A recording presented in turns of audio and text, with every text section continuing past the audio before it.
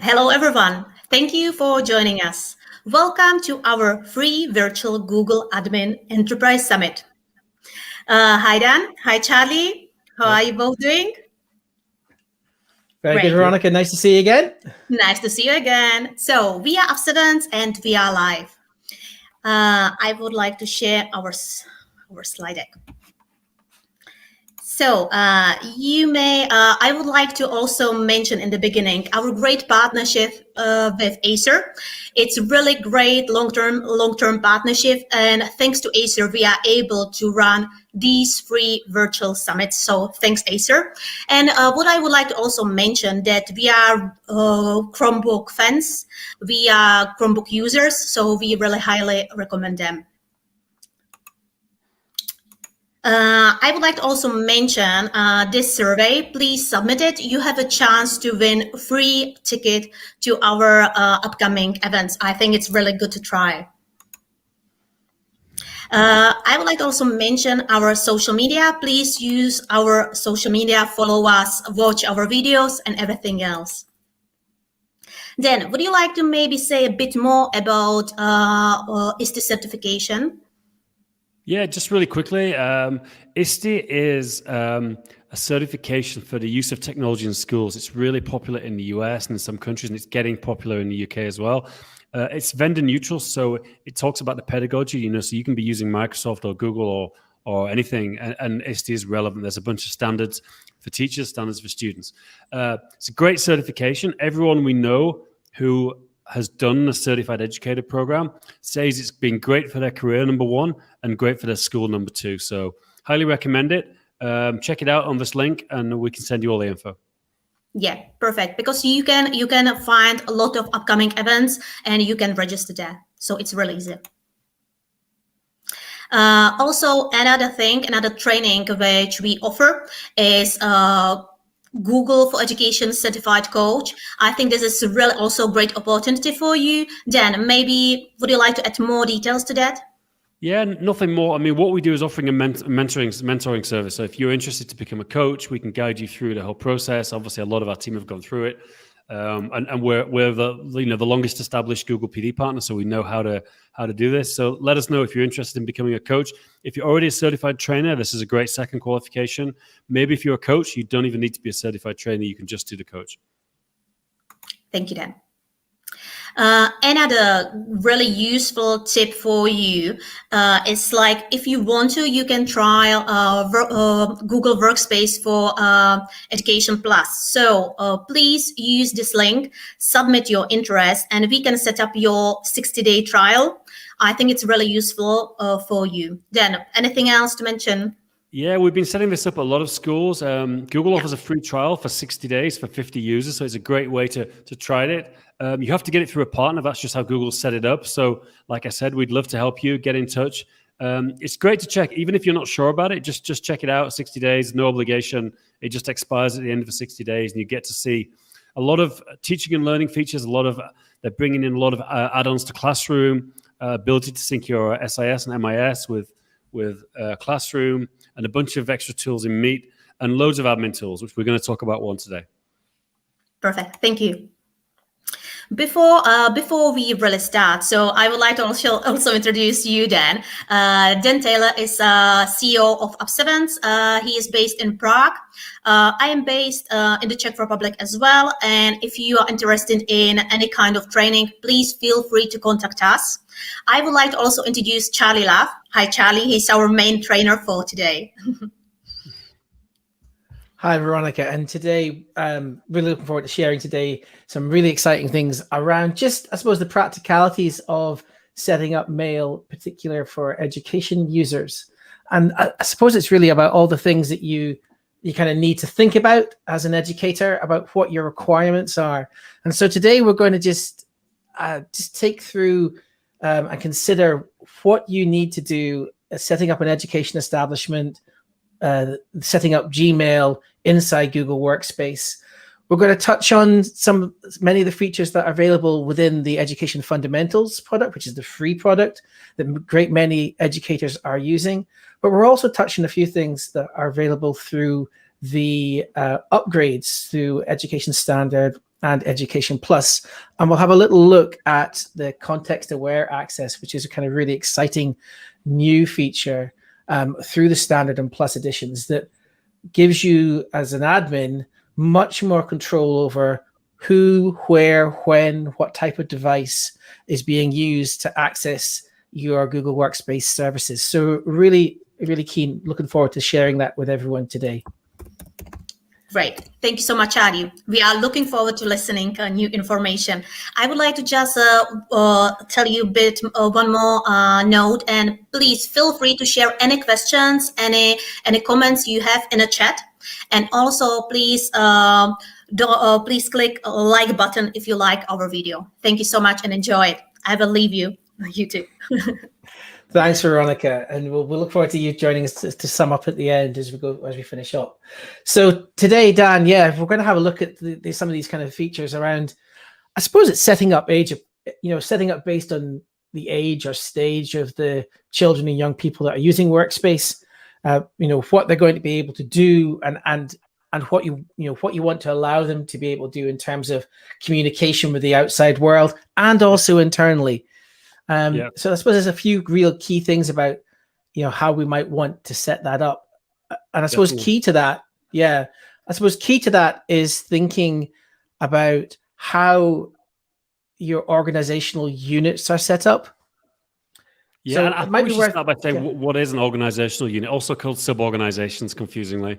Because, this is interesting because I set up some schools 11 years ago now when it was Google Apps pre-G Suite, and this kind of functionality has kind of stayed the same. It's kind of a building block of Workspace, having this, and I think like for any system, OUs are kind of the standard where you group all your users. Yeah, absolutely. So you can think of, I suppose the thing to think about is that OUs they're containers for your users. It's a box into which your users sit. And you can have users and other boxes inside that OU. So you can have OUs and they can be nested below each other. Yeah. And so I've got a little diagram here that shows you a school, and then they've split the school up into teachers and students. And the reason I've got it split up to teachers and students is that any setting that I apply to the school will affect everybody. But any setting that apply to just teachers, it'll just affect teachers, or any setting apply to just the students OU will just be students. So that's how you manage the settings permissions across Google Workspace. Predominantly, there are some other ways to do it in some of the other services, but predominantly you'll use organizational units and apply settings to those, which are then inherited down the tree, you might say, from school to teacher, or school to students. So they would be inherited, or you could override them and have a different set of settings for a particular OU in your organization. Well, Charlie, what would you say is a typical way to structure the hierarchy? I mean, obviously you've got the school at the top. Let's say there's even a middle and a secondary school, and also say about what you would do below students. Like, would you do it by grade level? Would you do it by individual classes? How would you say? Obviously, we've seen it done a lot of different ways, but what do you think are the best practice right now? So for a typical school. Yeah, so for a typical school, I think as an administrator, you want to organize your OUs in a way that's as manageable as possible, that you don't want to every year have to redo it. So the way that I've kind of settled on these days is that I have my students in folders. So I have a folder called students, and then within that, because I'm dealing with multiple establishments, but if I was dealing with one establishment, I'd have my school, and then I have my students, and then within the students folder, I would have the year of entry into our school or our setting. So if a student started with us, if a year group of students generally came in, if they were coming into year 10 or whatever it is, I'd have them in, and that was in 2001, and they started with us, I'd say 2001. I'd have a folder of year 2001, and that would be all the students who started their education in our setting, or would have done. Their peers, if they came in at a later date, their peers would be in the same folder, so they'd be in that folder, in that organizational unit rather. And that means that as my school cohorts advance a year, I don't have to rename them. So my year 10s don't have to become year 11s or whichever. They stay as the year of entry, and they just work, the cohorts just work their way through their academic, the academic years as it goes through. Yeah. And at the end, when they leave school, I'm just removing all the users in that folder, in that OU rather. I'm just removing all the users in that OU and deleting them. And removing them. People also name it by graduation year or completion year. You know, it doesn't start year or end year. Yeah, and I just find that as an admin, that way you've got the least amount to do. Yeah, you're not moving students every year. Yeah, you just change the settings on each folder, each OU. Yeah, absolutely. And I mean, there are exceptions to that, you know, and we'll talk about that in a little minute. If you want to have exceptions, you know, if you want to have an OU where, you know, you turn off all internet access on Chromebooks, for example, within a particular year group or restricted settings or something, you can create additional OUs inside that year as you need them to, you know, as you need them. Yeah. Yeah. So as we go, you know, as we're looking at mail, all our mail settings are set up on organizational units and inherited down. So I thought it might be useful just before we jump in to have a little closer look at particular OUs. If I just show you an organizational unit that I've got set up already. So here's my admin console I'm demoing today from. And if I just go down to this school demo, what I've got here is I've got a school and I've got students, and I've got teachers. So this is what I mean around that hierarchy. I've got other organizational units in this, but this is in terms of that demo, a demo school. I'm just showing you students and teachers, and that those OUs are there. And that means I could take those and I could apply various permissions to them. Okay. So let me just pop back into our presentation. Cool. Right. So I suppose when you're going to set up mail, you need to think about your strategy. Right? What is it you want to do, and what is going to be age appropriate? Because that age appropriateness of allowing, remember, by providing mail to children and young people, you are connecting them to the world, right? That's what you're doing. But you're also connecting, you know, you're connecting the children to the world, but the world to the children as well. So it's really important that you think about what stage is that mail facility externally going to be really important? And at what stage is it going to be okay internally as well? I don't know, Dan, if you've had any thoughts about that, experience of that. Yeah, I mean, I think like you say, there's kind of three basic levels. One level, certain grades or age groups don't have any email. Second level is kind of internal email only. And the third one is kind of open to the outside world. I've seen it done a lot of different ways in different countries, America and international schools. A lot of people just give every student an email account, every pupil, but it's internal to a certain years. Some schools don't give email accounts to a certain grade. I mean, out of interest, how is it done in Aberdeen? Like, what would be a typical way to do that there? Yeah, well, it's really interesting because I think our approach has always been, and this is the approach I kind of would take with most folks, is generally speaking, primary age children, what's the requirement for them to have outside email to access, you know, folks outside of school? It's very limited, if at all. Yeah. If at all, it might be in the kind of upper stages of primary learning. So maybe the last couple of years or the last year of primary learning, they might be starting to maybe have projects that look externally. But generally speaking, I think it would be best if their email was kept internal, and that you're managing that so they can send and receive email internally, which also has its own challenges in terms of peer-to-peer contact, but you would keep that internal. And then as children and young people move on, as children move on into secondary school, you would look to open that up and give them that ability to speak to the outside world as well as internally, is how I kind of think it's a reasonable way to approach it. Yeah, sounds good. Yeah. So that age appropriate access is enabled and switched on by using the controls within Mail. So how you set up your organizational units will govern how you can manage that age appropriate access. So when we were looking at that OUs that I had earlier, I had teachers and I had students. We'd want to then have perhaps, we'd have primary students, and then we'd have the years for primary students, and then have secondary students and the years for secondary students within that. So that's the an approach that you could use with that. So with email, you want to have a think about what are the messages you want to say around kind of compliance and around making sure you've got the right things in place to manage email communication effectively.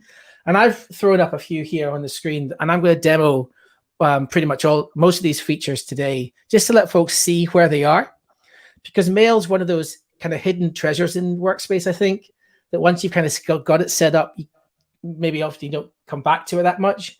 So this is a great opportunity to reflect on what's currently in those settings and what you can do in terms of securing email and compliance within your organization. So let me go ahead and show you a little bit about footers. Now, footers are fairly standard.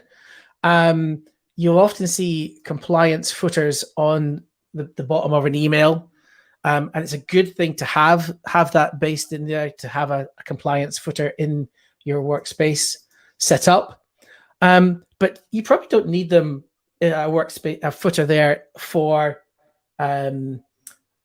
internal messaging, because that's internal within your education establishment. So what I'm going to do is, I'm at the admin console. I'm just going to hop into apps, because that's where our Google Workspace apps are. And I'm going to hop into Workspace here. And I'm going to be doing these settings around compliance just for this school demo OU that I've got in place. I'm not going to set it up for the whole OU. Well, the reasons for that, a couple of good reasons for that. The first is that whenever you do any settings and changes to mail, generally test them on an OU first before you set them up for your entire organization. It's always a good thing to test it out first and then make the same change at a higher level. So it's a good reason to do that. And I don't want to mess up mail settings for others here. So I'm just going to use my school demo, and I'm going to go into students, the students OU, and I'm going to set a setting up here. So I'm just going to pop into Gmail and do some setting up here. So we're talking about a footer. So the footers are found now in compliance features down at the bottom here. So I'm just going to click on compliance, and we've got a range of options here, one of them being append footer. So if I just want to append a footer, I just want it to be for the student. So I select that OU. Always check you've got the right OU selected before you make a change. Append the footer. I'm just going to configure that. And what I can pop in here is just like that. I've got a footer ready to go. So I'm just going to say, please don't print the email unnecessarily, and a bit about monitoring for this particular OU. So that's my message that will be on outward bound information. And I can choose to append the footer to message being sent within your organization or not. So this is what I meant about internal or external. I'm not going to click that because I don't want internal messages to have this always being added. It seems a bit wasteful, since internal messaging probably doesn't need those disclaimers. So I'm just going to save that. Oh, before I do that, I need to remember at the top, this is a footer. I need to give it a kind of little name for it. So I'll just say Bendel footer. External student mail. Okay. So I've just set that up, and it'll take a little bit of time for that to be live, but that will be set up, and that will then be in place. Okay, so I mentioned earlier just about the ability to restrict delivery for students, that make sure that content was age appropriate. And so that's probably a useful time just to show you restricted delivery. So restrict the domains that your users are allowed to exchange email with. So if I configure this, what I could do here is actually just put in a rule to say restricted delivery.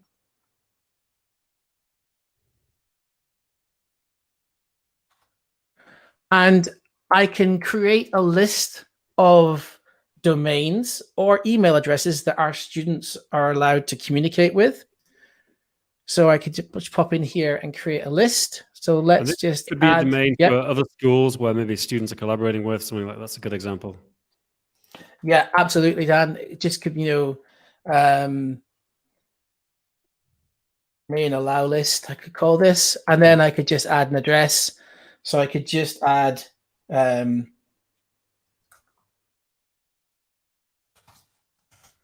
appsevents.com and save that. And so now students within this domain can only send, will only be allowed to send to that particular list, that particular domain. I can use the existing list that I've got now.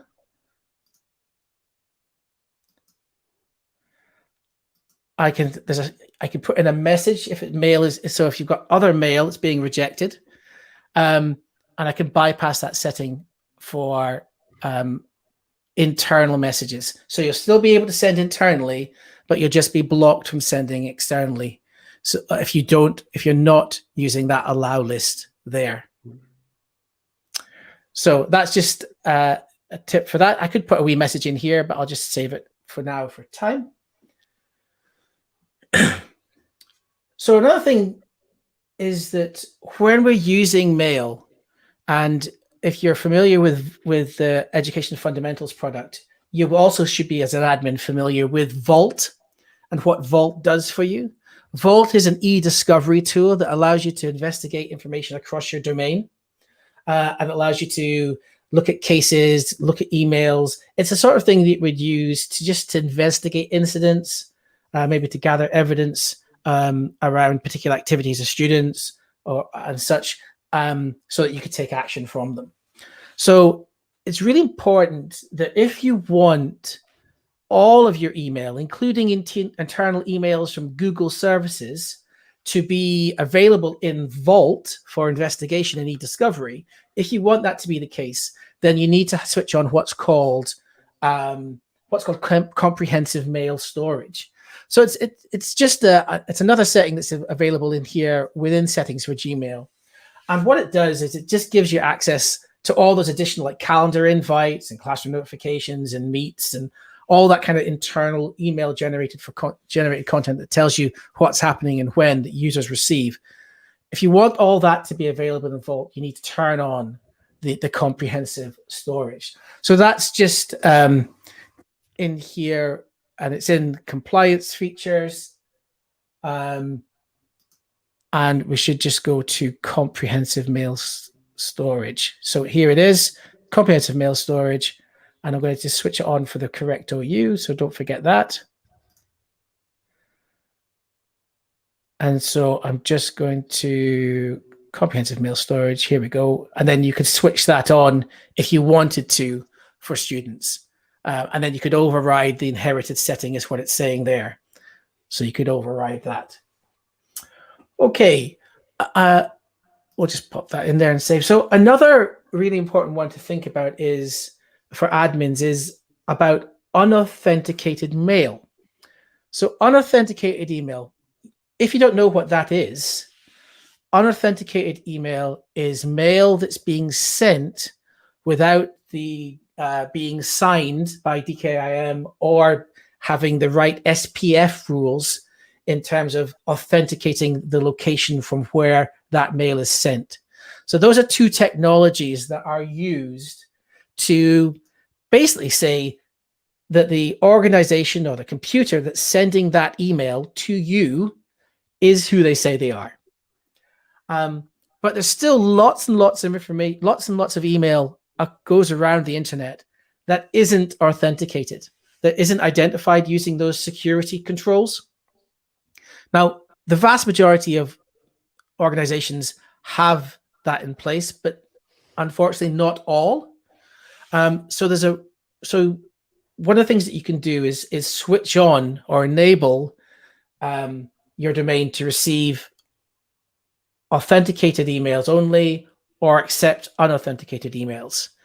A word of warning is that generally lots of spam and spoofed spam comes from unauthenticated endpoints. Yeah. So it's a security precaution. But if you want to find that, you just go into Gmail, you go into the settings for Gmail and go to safety.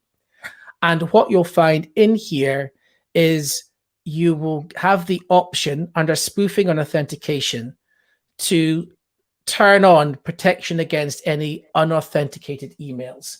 So this is the setting here. And if I wanted that to be set on, I'm just going to make sure I do it for the right domain again. I could protect my students from getting unauthenticated emails, keep in the inbox and show default warning is the default. But what I could choose to do is I could actually move them to spam, for example, or I could take a quarantine in action and move them to the default quarantine. But probably move them to spam is quite a good option. And then I could put that in place. So that just means that if you do get unauthenticated email, it'll go to spam, but it will still be available potentially to users if you want that to be available.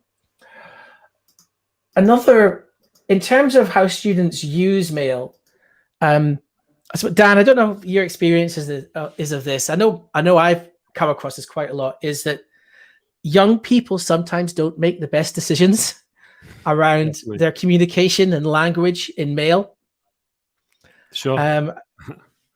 Yeah, and I don't know if you've come across that in terms of schools looking for advice about how to manage and deal with that. Yeah, definitely. I mean, we'll talk a bit about it now. I mean, obviously, if you're trying to sort of create a sort of whitelist of every rude word, you're engaging in a bit of an arms race to sort of keep up with things. So it's a tough kind of, once you go down the road of monitoring things, it is tough. But there's some best practice you can do to make it easier for yourself. Yeah, I mean, you can come up with a kind of a blocked words list that maybe takes. I mean, my recommendation is always just go for the real main offenders. Yeah. Okay, if you're going to have blocked words, then go ahead and do it. There are some words that no matter what context they're used in, they're just not acceptable. Yeah. And that's very clear. But there's also the danger of those false positives. And I'll give you a true story here. I was running a particular word and the word was XX. And that was in one of it was in my blocked word list, my objectionable word list. But I'll show you this in a second about how to set this up. But I found I was getting I was getting no hits in terms of it being positive, but I was getting a huge number of false positives because our students some of our students, many of them were signing their emails and then putting 2 kisses at the end of it. So XX, completely innocently used, 2 kisses at the end of the email. And I was getting a huge amount of false positives and lots of email wasn't getting delivered to where it was meant to be. So just a word of warning around that, just be prudent around how you set up that that piece of safety, how you do it. And I think the way that I've always done it is I've done it in a way to encourage positive digital citizenship for my young people. So when we intercept an email that's maybe sent from a student that's got objectionable content in it, we then go and have the conversation with the young person around, okay, this is been flagged up by a filter. We've detected it. You were sending this here. How would you feel if you got that email?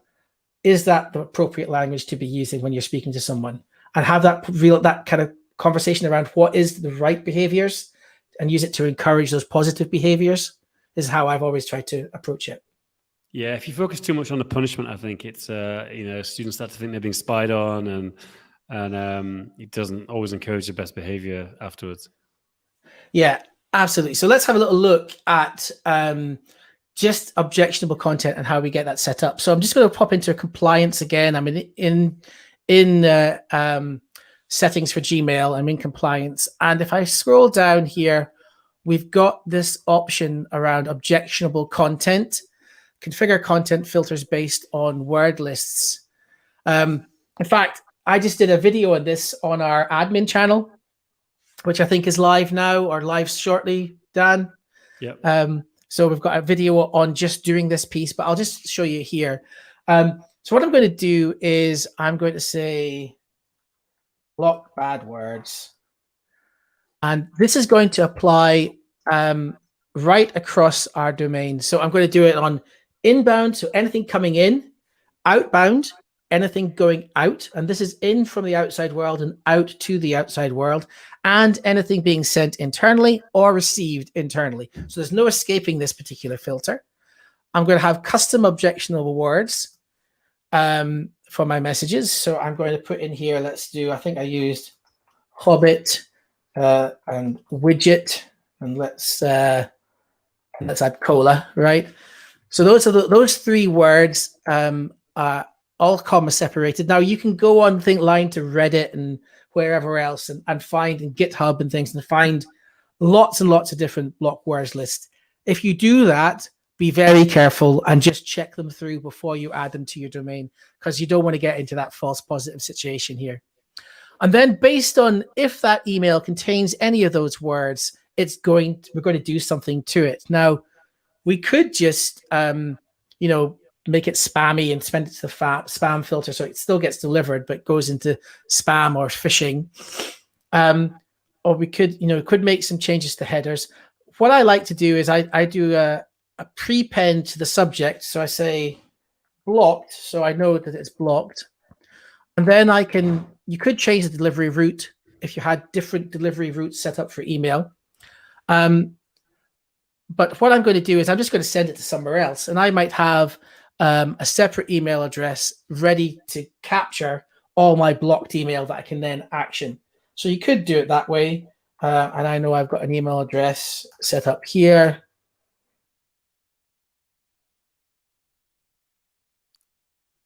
I'll just say that. I don't think that's my email address, but that'll do for just now. You've got various options as well. You could say I could bypass the spam filter for this message now, and so on. I'll just save that. I'm just watching the time, folks. I'm just cracking up a couple other things I want to show you. So that's a way to block objectionable content there. Grand. Okay. So I'm just going to delete that rule now because I've just realized I've set that up for everybody else. Put it in the wrong OU. I'm trying to be careful. Last one I want to show you is just about attachment compliance. So if I'm in compliance here and I'm looking at attachment compliance, what that is for attachments. So let me just go back and do that again. So this is attachment compliance. What's attached to your messages as they come in or move through your domain. So you can set attachment compliance rules again for any of the mail traffic, and then you can add some expressions to that. So you might decide that you want to block, for example, encrypted messages or anything with a password. Now, there's a good reason to do that. I think if your 10-year-old is getting an encrypted zip file, I think there's a conversation to be had anyway. But you can block encrypted content. And there's a good reason to do that. It's because Google Mail's great, but it can't read password protected files or encrypted files in Mail. So the contents of those cannot be read by Google. And therefore, the security settings, malware detection and antivirus that Google apply can't be applied to those encrypted messages. So there's a good reason, if it's encrypted or password protected, that you might want to just say, no, we're not going to accept that. And here what I could do is I could say security warning, prepend that to the message, and I could just decide down here, remove attachments from the message and save that. So that puts in place some security around message attachments in Mail. Okay. So that's kind of a quick update there around some of those Mail features. And the last thing I want to show you today is really just about how you kind of a new tool around this context-aware access and what that means for us in terms of being Google administrators. So context-aware access gives our administrators policies that can use attributes like location, the device status, the IP addresses that you're on, and you can use those rules to say whether or not the user can access your services. And you can do it granularly through the different Workspace services. You might make mail available at home, but not a drive. And you can do that through context-aware access. And there's a few things that you need to do around that in terms of kind of prerequisites. You need to turn on endpoint verification for desktop, and there's a Chrome extension, and there's also helper applications for Mac, Windows, and Linux for that. You need to turn on Google Endpoint Management for your mobile devices. Again, you can do that and do that through your console. And optionally, if you want to use rules that use, with the upgrades, you can add company-owned devices. So if you add company-owned devices, you can use that as a part of your rule set in terms of context-aware access. And optionally, if you want to approve or block devices, you'd have to do that as well. That manual process of approving or blocking devices based on who those users are. You'd have to set that up if you want to use approve or blocked as part of your rules for your context-aware access. But I thought just to be quick, just to finish up for today, for this part of it, is I want to show you just a little bit about context-aware access. Do you want to, Charlie, just sorry to interrupt, do you want to mention about which versions of Workspace this is available on? Yeah, that's a great point, Dan. So it's available, context-aware access is available on Education Standard and Education Plus and Enterprise. Yeah. So it's available. For the business versions, which ones, do you know which ones it's available for? It's a good question. I think it's Plus. I think one of there's a Business Plus, I think, and a level above that as well, I believe, are the ones where it's available. Yeah. So but it's a great feature because it just means that you can say, you can take just that next step in terms of your information security and know when, if your users are on your network, they can access all your services. If they're off your network, you can restrict the services they've got access to. So it's just a great way of just taking those extra steps in terms of protecting your security. Yeah. So I'm going to just for fun, I'm going to show you how to set up that security rule around context-aware access, and just set one up. I'll set one up just for UK access, just so you can see how it's done. So I'm going to go into security. And inside security, I have scrolled down here, and I should have context-aware access. Here we go. So I can open up context-aware access within security. And the way it works is you define access levels, and then you apply those access levels to services. And then you can customize the messaging that users get when they can't access those services. So in terms of access levels, I could create one. I'll say UK only. And what I'll do is I'll say when the user matches this attribute, so I'll say, let's say geographic origin is, and then we get all the countries. And I'm just going to choose United Kingdom.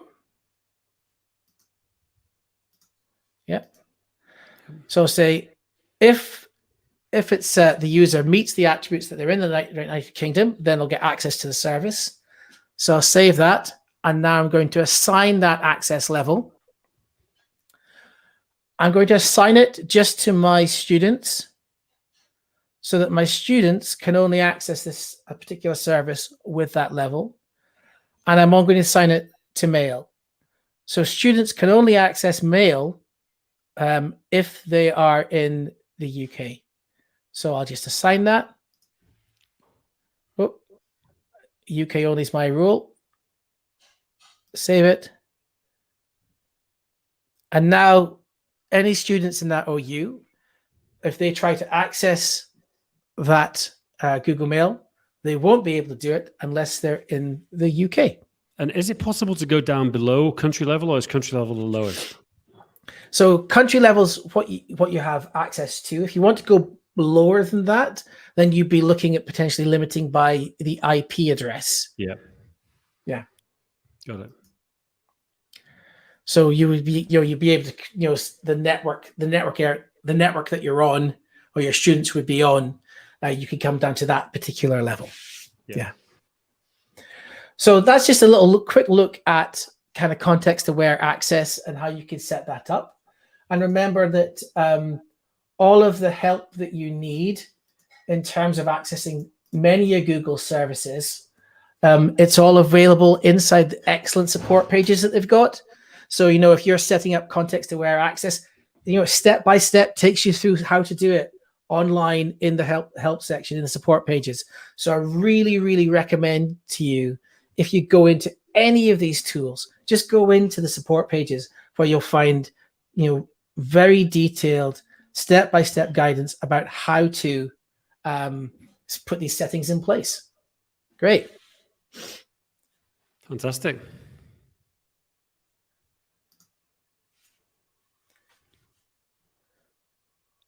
Great. I think Veronica, if we, I think have we reached the end? Yeah. Let's close things off. That was great, Charlie. Thank you very much.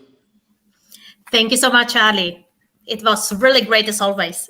Thank you so much for joining us. You're very welcome. Great to be here. Thank you. Before we finish, I would like to say a few words and also give you some recommendation. So it would be great if you watch our videos and join also our podcast run by Dan and by John Micton. They are really interesting, so feel free to subscribe. In the end, thanks again to Acer, because we are able to run these 3 summits just to our great long-term partnership. So thanks, Acer, again. Feel free to submit a survey if you haven't submitted yet. So this is the link again. And one more reminder about the ISTE certification. You can see our upcoming dates, our upcoming cohorts. So you can see the first is starting tomorrow, run by Kim House and by Bogdan Kopel.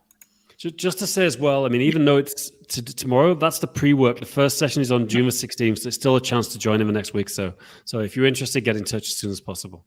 Yeah, and if you can join this first one, you can join the next one run by Tara. And the following one, it's going to start in October. Also, I would like to mention that we are going to run a free virtual education. So a bit different education summit on 15th of June. So that can be interesting for you as well. You can learn some new tips and tricks. And also we recommend you our Google Educator Level 2 Bootcamp starting in June. And also we have the next one in the end of the June. Also, a recommendation for the summit. It should be in the beginning of October. Then, what are the plans for this one? Yeah, just quickly, it was going to be an in-person conference in Bangkok, and we've decided to do it online and completely free. So it's going to be the same date. If you register theconnected.school, it's going to be all about technology in schools, international schools around the world. So we're going to obviously touch a lot of Google stuff, but also Microsoft, digital citizenship, and makerspaces, everything sort of tech with a tech edge to it, involved in international schools, is going to be there. So it's going to be a great event, completely free. We're going to run it in person next year, but we want to kick it off this year, so online. Please register now and you'll get all the updates. Thank you, Dan. So thank you so much for joining us. Thanks, Charlie, and Dan, for your participation. I will be looking forward to meeting you again next time. And please feel free to follow us through the social media, our videos, podcasts, training, just anything. Thank you so much. Have a great day. Thank you. Thank you.